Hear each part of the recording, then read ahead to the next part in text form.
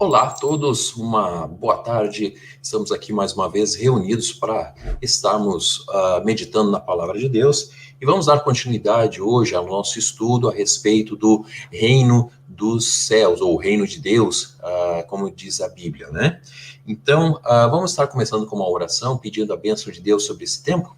Vamos fechar os nossos olhos. Pai querido, nós te agradecemos por esse momento, obrigado por cada um que está assistindo esse culto nesse domingo. Peço que o Senhor esteja abençoando, dando graça sobre cada um de nós e também que o Senhor esteja falando aos nossos corações através da tua palavra. Em nome do nosso Senhor Jesus Cristo.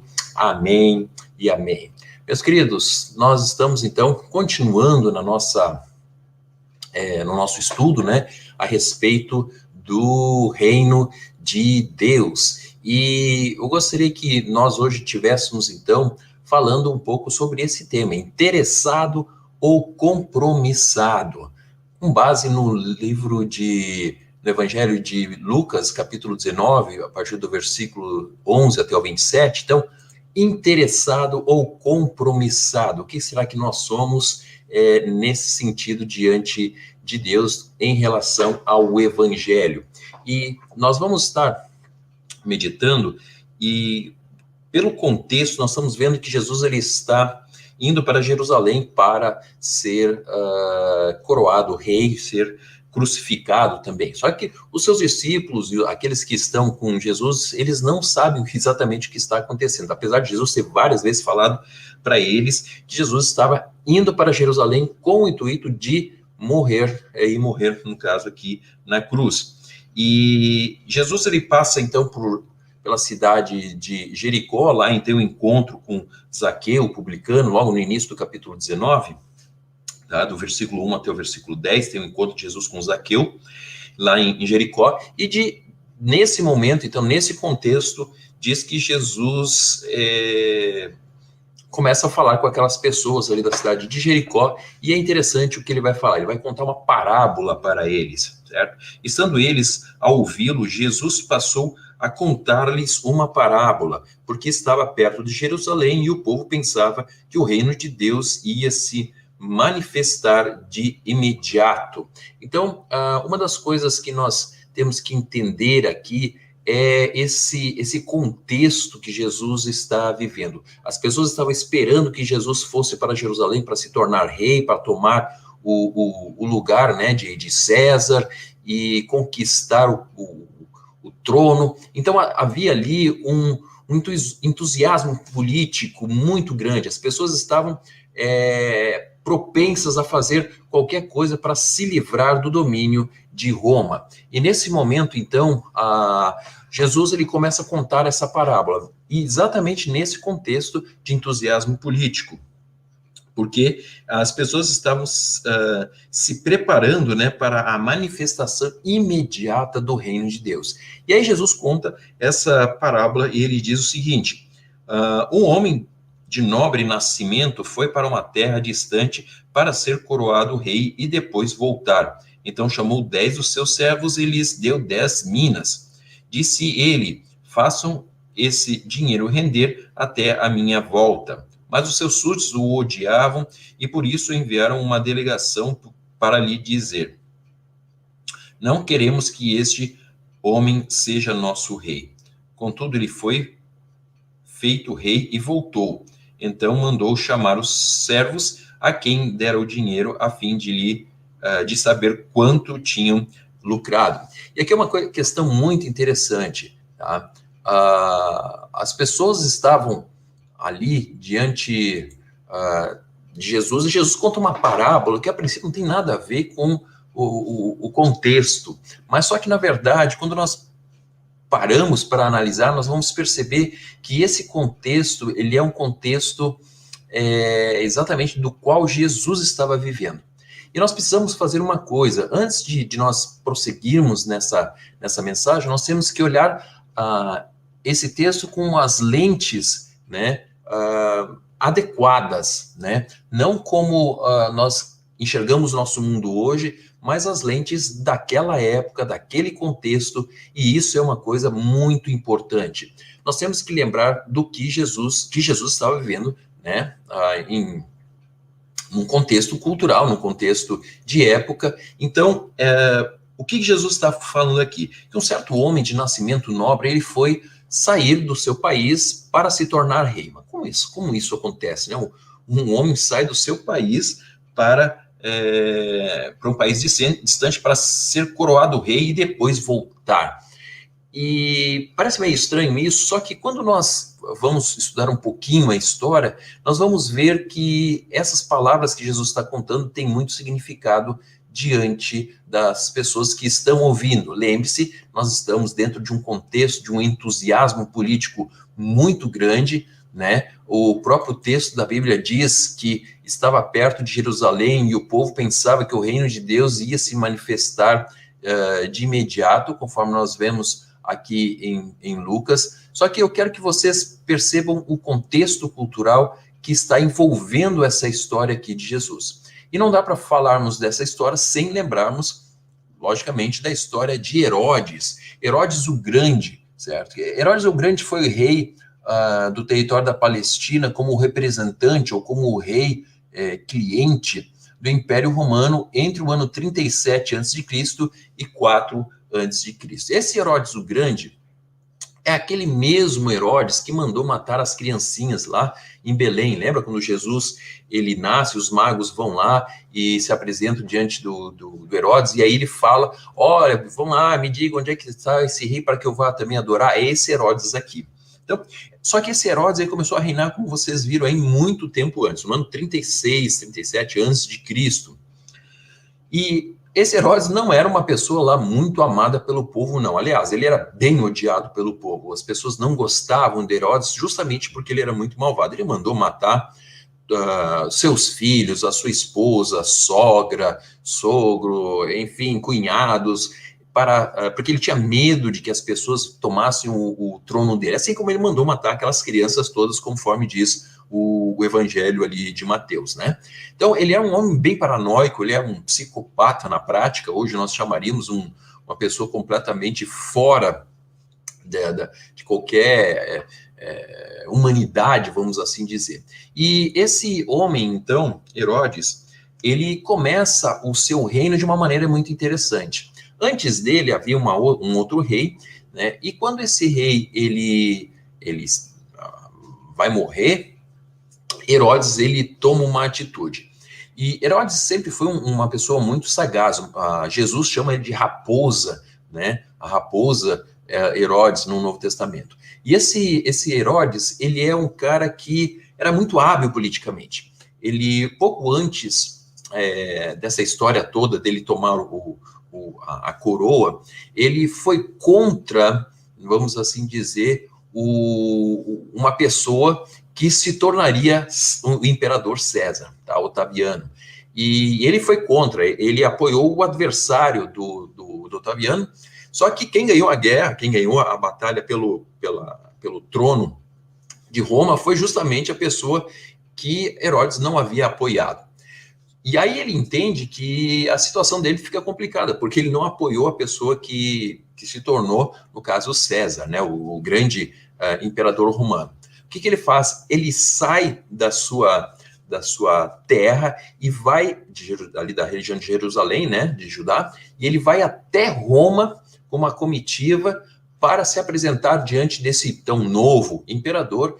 E ele diz para o imperador o seguinte, olha, eu estou aqui, se você quiser me matar, você me mata, se você quiser me coroar rei, me coroa. Eu quero que você faça o que você quer. Só que eu vim aqui para dizer o seguinte, se eu fui fiel à pessoa que perdeu essa batalha contra você, eu quero mostrar para você não eu como inimigo, mas uma pessoa que é fiel. Então, a partir de agora, eu me torno fiel a você, o novo imperador.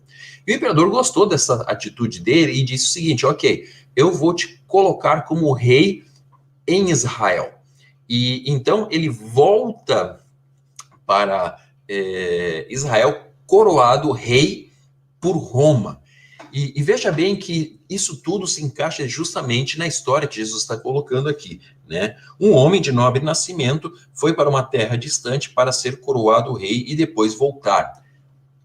Então chamou 10 dos seus servos e lhe deu 10 minas. Disse ele, façam esse dinheiro render até que minha até a minha volta. E é interessante notar que esse texto, quando as pessoas ouviram, né, Jesus falando sobre isso, logo eles lembraram justamente de Herodes o Grande, porque Herodes havia feito isso daí, ele havia saído da sua terra, ele era um nobre, e ele foi até a capital Roma para pedir para ser coroado, que é o que o texto está dizendo. Então, provavelmente uma alusão de Jesus aqui a essa ideia aqui de Herodes. Só que o que acontece? Muitas pessoas lá em Israel eram contra Herodes. Então, nessa viagem que ele faz até Roma, o outro lado, o outro partido, vamos assim dizer, também mandou uma delegação para lá, para tentar dizer, não coloca esse cara não, Herodes, ele não é uma pessoa boa, porque ele apoiou o inimigo, etc e tal. Tá?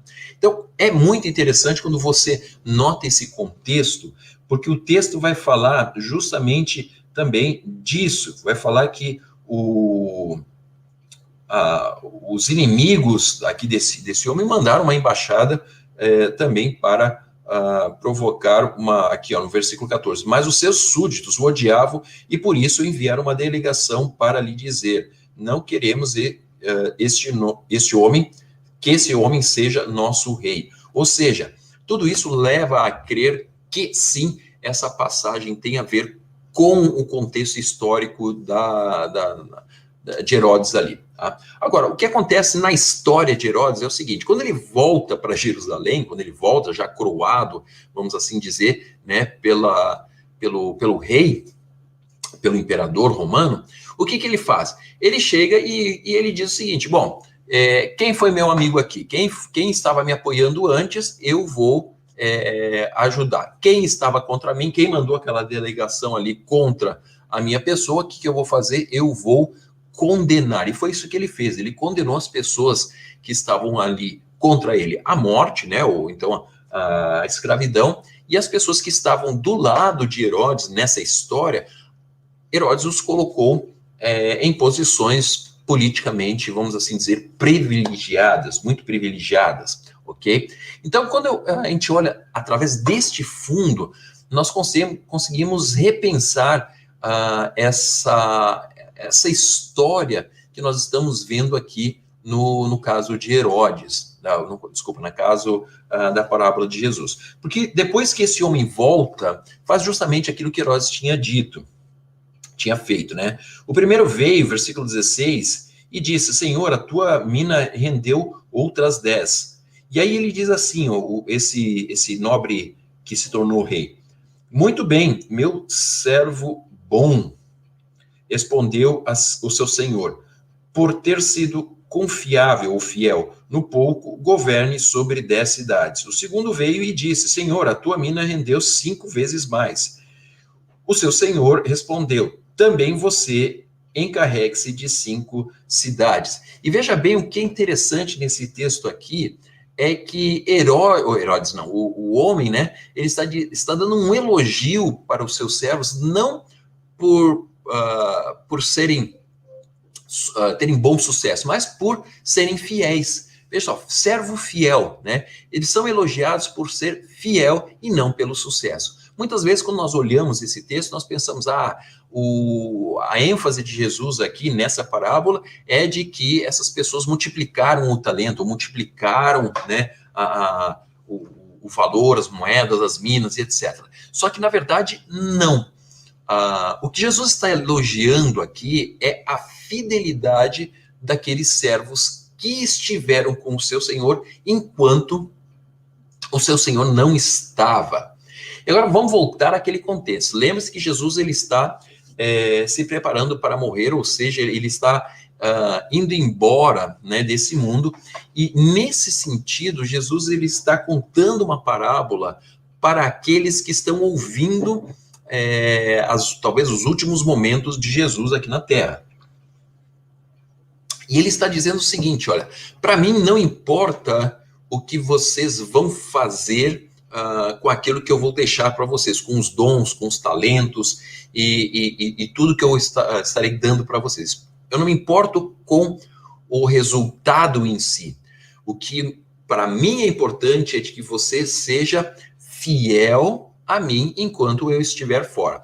Em outras palavras, Jesus ele está contando essa parábola para os seus discípulos e para aqueles que estavam ali ouvindo, para dizer o seguinte: não importa, veja bem, o que você fizer com o que eu vou estar dando para você, no sentido de se vocês vão multiplicar por 10, por 20, por 30 ou não. O que importa é se vocês vão tomar uma posição de compromisso, certo?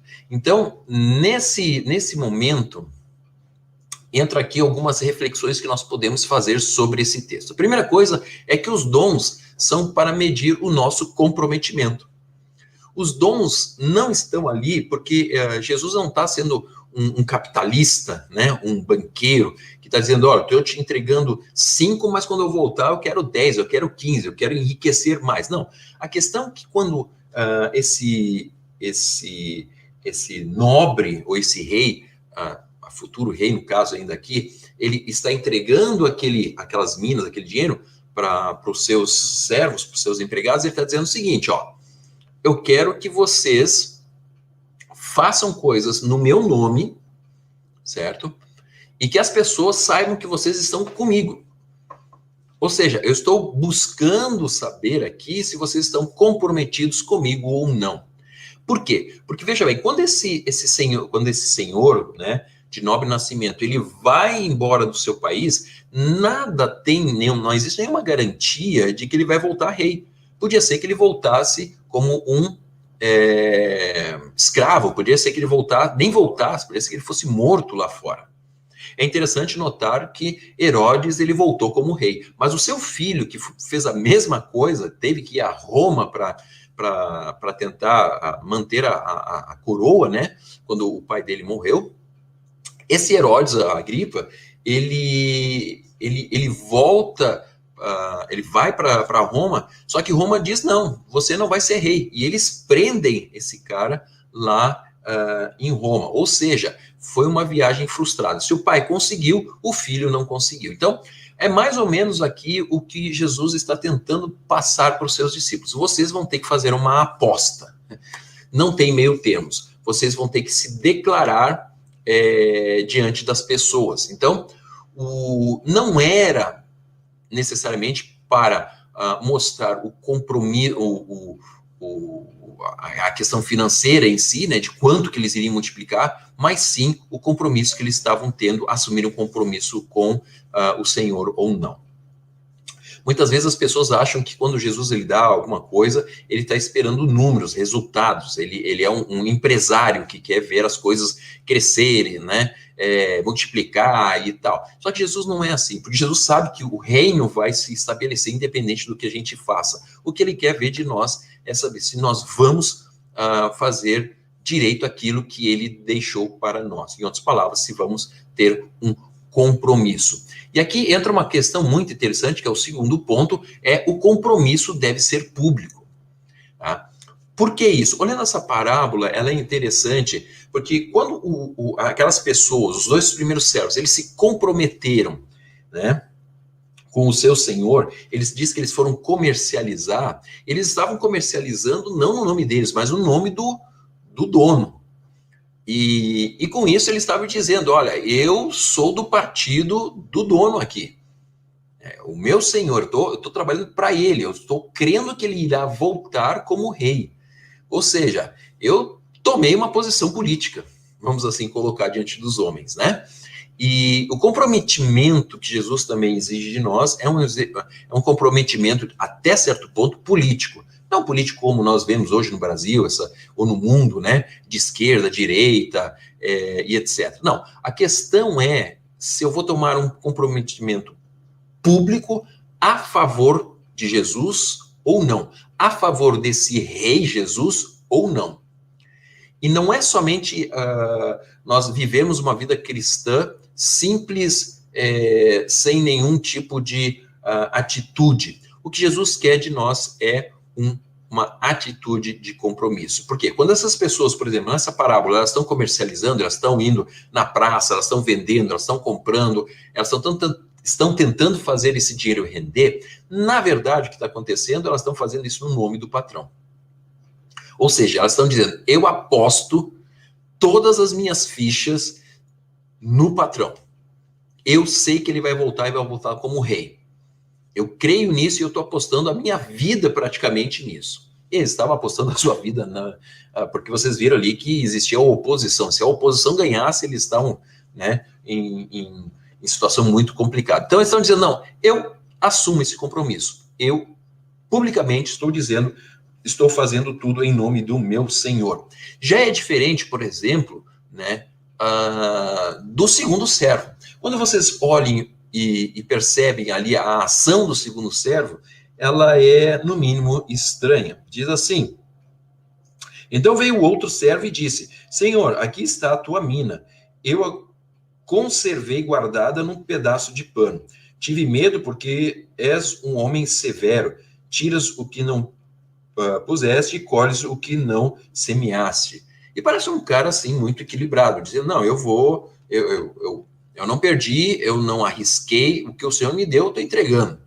Só que o que Jesus está elogiando, ele não elogia, ele está dizendo assim, ó, o Senhor respondeu, eu o julgarei pelas suas próprias palavras, servo mau. Servo mau. Por que é um servo mau? Ué, mas ele não teve medo do seu senhor, ele não conhecia o seu senhor, ele não foi cauteloso aqui, né? Sim, ele foi cauteloso, só que a cautela dele foi um problema. A cautela dele, na verdade, trouxe julgamento negativo sobre a sua vida. Sabe por quê?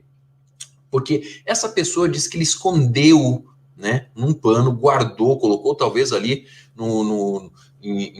enterrado em algum lugar, ou colocou dentro do colchão, não sei o que ele fez, mas o texto diz que ele não foi ousado. Isso significa dizer que ele não assumiu publicamente uma responsabilidade. Ele não disse, olha, aqui está o dinheiro do meu senhor e eu estou trabalhando esse dinheiro para que né, isso aqui dê fruto e etc. E quando o meu patrão chegar, eu vou apresentar para ele. Não, ele fez o que muita gente faz. Ele foi politicamente correto. Em outras palavras, ele não assumiu nenhuma coisa, nem outra. Ele ficou em cima do muro. Ele simplesmente guardou aquele dinheiro, aquela mina, né, aquele valor, provavelmente pensando no seguinte, ó, se aquele senhor for até o outro país para ser coroado e der tudo errado, ninguém vai poder dizer, você estava a favor do fulano. Agora, se ele for coroado e ele voltar, ele vai ver que eu fui pelo menos prudente e não gastei esse dinheiro, e ele vai dizer, beleza, olha, que bom. Então, eu vou ganhar se eu for neutro, se eu ficar em cima do muro, se eu me esconder, se eu ficar simplesmente só nas sombras. Só que é interessante que tanto Jesus, né, contando essa parábola, quanto qualquer outra pessoa que está numa situação dessas, né, de senhor, não lhe apraz, não lhe atrai pessoas em cima do muro. Jesus, ele está dizendo, através dessa parábola, eu não aceito pessoas politicamente corretas, que, ora, se o vento bate para cá, ela vai para cá, se o vento bate para lá, ela vai para lá. Ou seja, o que Jesus está pedindo, está exigindo, na verdade, dos seus súditos, dos seus servos, daqueles que fazem parte do reino de Deus, é uma posição de compromisso. E quando essa posição de compromisso ela é adotada e aquilo rende frutos, né? Aí existe o quê? Existe a chegada de um outro nível. Esse comprometimento que aqueles dois primeiros servos tiveram com o seu senhor na parábola, né, ele gerou algo. Não foi só a multiplicação de 5 para 10 talentos ou dinheiro ali, né, mas levou essas pessoas para um outro patamar. E veja bem que não era uma questão de finanças. Porque esse senhor está olhando, ele é uma pessoa que tem muito dinheiro, logicamente, e ele está olhando para aquilo e está dizendo assim, eu quero saber quem é que está comigo. E é por isso que ele distribui esse dinheiro, para ver quem é que estaria junto na sua empreitada, ou seja, nesse caminho que ele estava pensando em se tornar rei.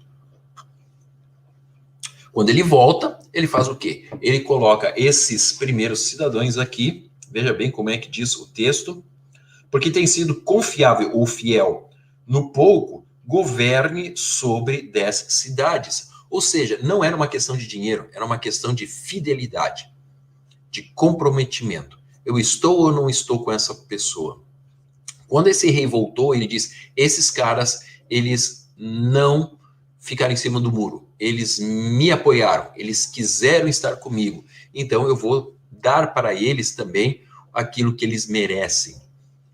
Foi uma atitude. E aí eles são levados para um próximo nível. Se antes eles tinham um pouco de dinheiro, agora são o quê? Responsáveis por cidades. Ou seja, são administradores. Em outras palavras, são pessoas que o rei, um novo rei, pode confiar, certo? Então, esse rei, ele toma o poder e já coloca alguns administradores ali.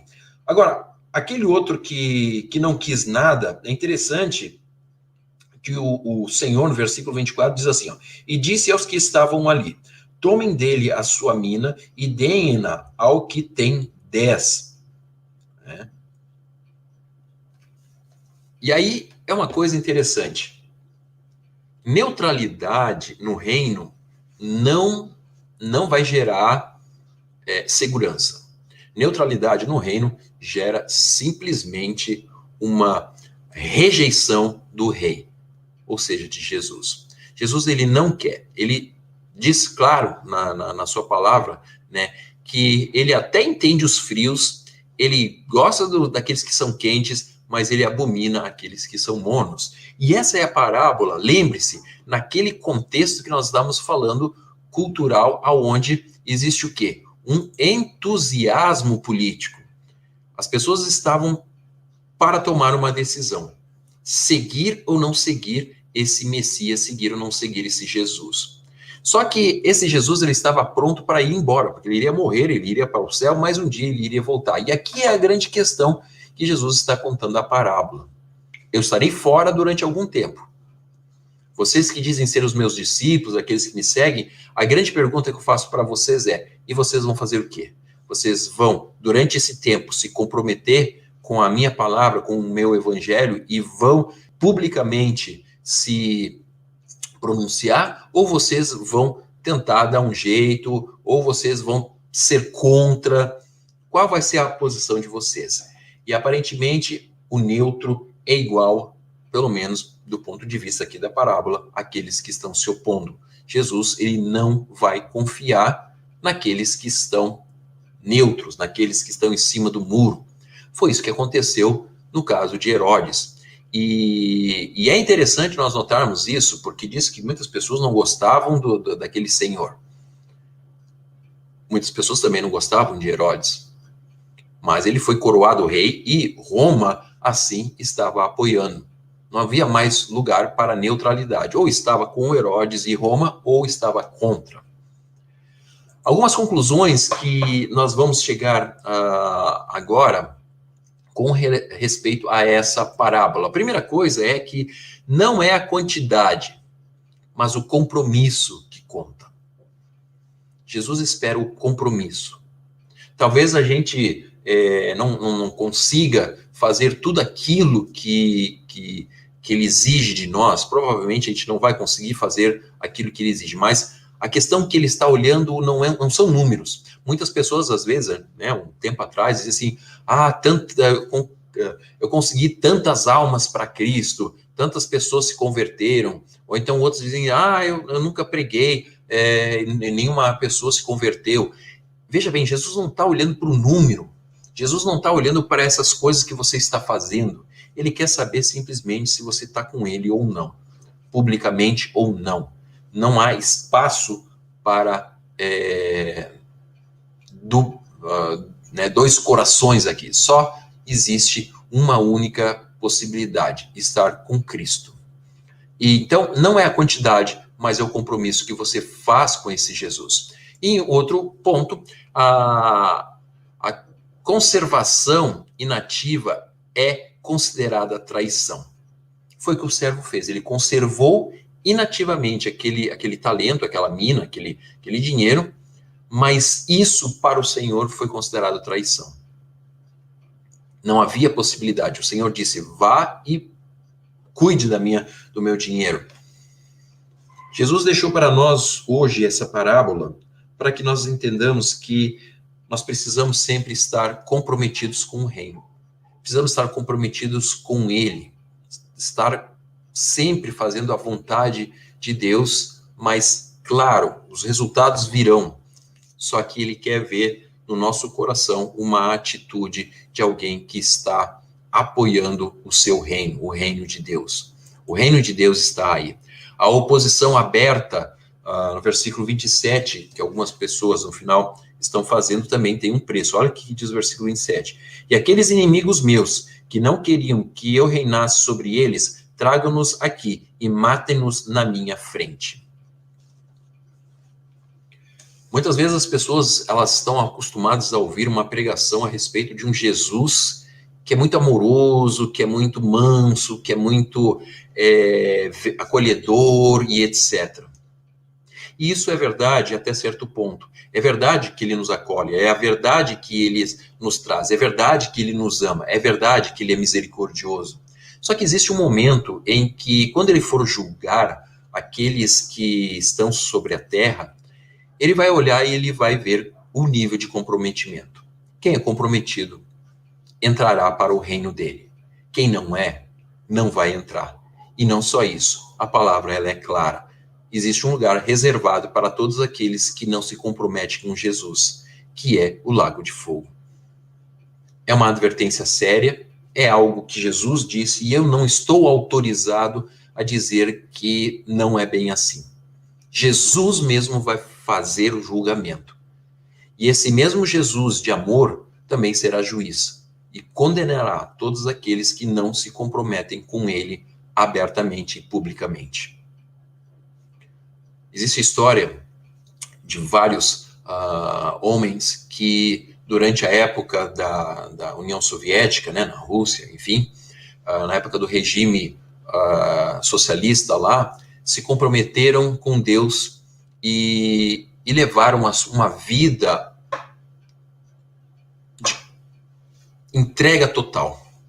Quantos são os testemunhos daqueles que foram presos e até mesmo martirizados porque tomaram uma posição por Jesus? O batismo era uma maneira de dizer: eu estou comprometido com Jesus. Se você se batizou, eu quero dizer uma coisa: você se comprometeu. Agora, se você se comprometeu com Jesus através do batismo e não está tomando uma posição pública em relação a Jesus, tome cuidado. Tome muito cuidado. Com carinho e amor eu digo isso. Porque Jesus está olhando e ele está esperando uma atuação sua condizente com a decisão que você tomou. Se você ainda não fez o passo de ser batizado, que é um compromisso que você faz com Deus, com Jesus, saiba que isso é a maneira de você dizer: sim, Jesus, eu quero estar ao teu lado. Saiba de uma coisa: independente de se você toma a decisão ou não, um dia haverá um julgamento. Jesus, ele está prometendo isso porque ele voltará. E essa é a parábola de Lucas, capítulo 19. Diz que no final o Senhor voltou e julgou os servos, e não somente os servos, mas também os seus inimigos, aqueles que se opuseram. 3 situações. Você pode ser o servo fiel, que se compromete. Você pode ser o servo infiel e mau, que politicamente está em cima do muro. Ou você pode se opor a Jesus. Só entra no reino aqueles que se comprometem realmente, fielmente com o nosso Senhor Jesus.